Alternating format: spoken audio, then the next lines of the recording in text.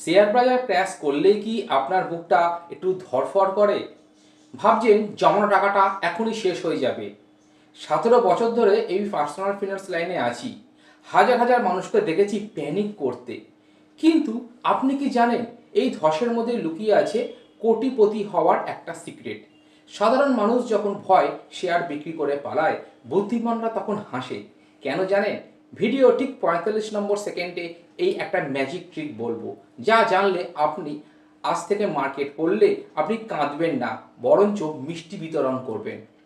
একটা second miss করলে একটা বড় সুযোগ আপনার কাছ থেকে হাতছাড়া হয়ে যাবে।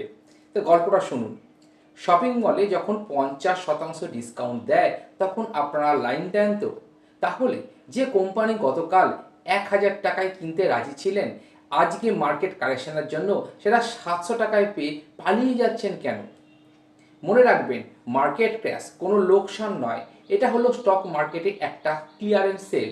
বুদ্ধিমান বিনিয়োগকারীরা এই সূচকের অপেক্ষায় থাকে দীর্ঘদিন, কারণ এই সময় সব থেকে ভালো ইউনিক শেয়ারগুলো সস্তায় একদম জলের দরে পাওয়া যায়। একেই বলে ভ্যালু ইনভেস্টিং।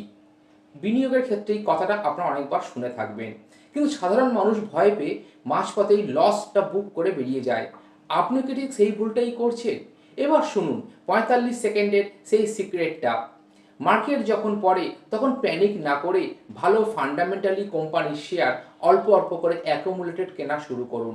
বাজার যখন আবার ঘুরে দাঁড়াবে, আর বাজার ঘুরে অবশ্যই দাঁড়াবে, তখন আপনার এই সস্তার কেনা একটা বিশাল বড় প্রফিট এনে দেবে।